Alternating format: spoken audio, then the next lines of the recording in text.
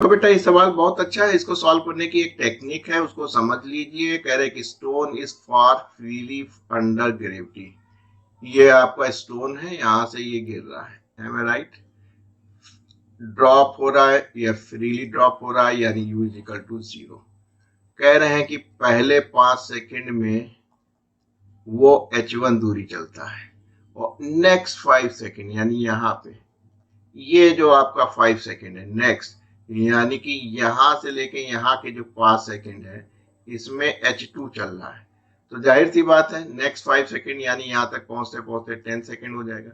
और कह रहे हैं कि फिर जो नेक्स्ट 5 सेकंड है, यानी जो ये नेक्स्ट 5 सेकंड है इतना, इसमें H3 चल रहा है, यानी यहां तक पहुंचते पहुंचते 15 सेकंड हो जाएंगे। टेक्निक मैंने क्या बताई है? टेक्निक मैंने बताई है कि आप यहीं से गिनिएगा, क्योंकि आपको यहां से u इज इक्वल टू 0 मिल जाएगा। तो आप इन 5 सेकंड की चिंता मत कीजिएगा, इन 5 सेकंड की आप चिंता ना कीजिएगा, सीधे हर बार यही कीजिएगा। फार्मूला एक ही मिलेगा, h बराबर U T plus half G T square. तो पहले u हमेशा 0 मिल रहा है, तो ये टर्म आपका 0 हो जाएगा। तो आप आराम से कह सकते हैं h1 इज इक्वल टू 1/2 जी, और t कितना है? पहला 5 सेकंड 5 का स्क्वायर यानी 25/2 जी। एम आई राइट? पहला बन गया।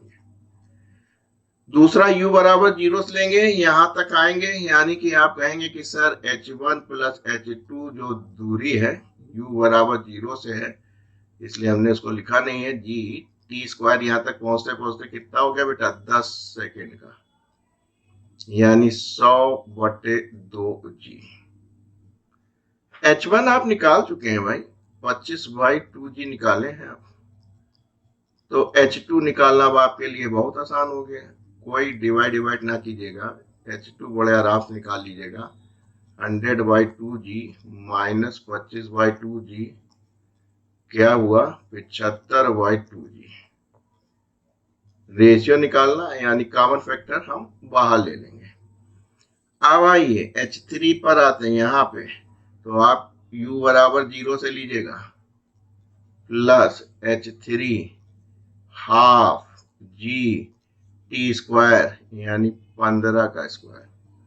देखिए H1 और H2 कितना निकाला था आपने? 100/2 जी, यानी इसकी जगह आप लिख सकते हैं 100/2 जी। M right? H3 आपका निकल आया, 15 का स्क्वायर 225। M right? इसलिए आपका H3 कितना हो गया? इधर ले आइए, 225 जी में से 100/2 जी भाग कर दीजिए, यानी 125/2 जी।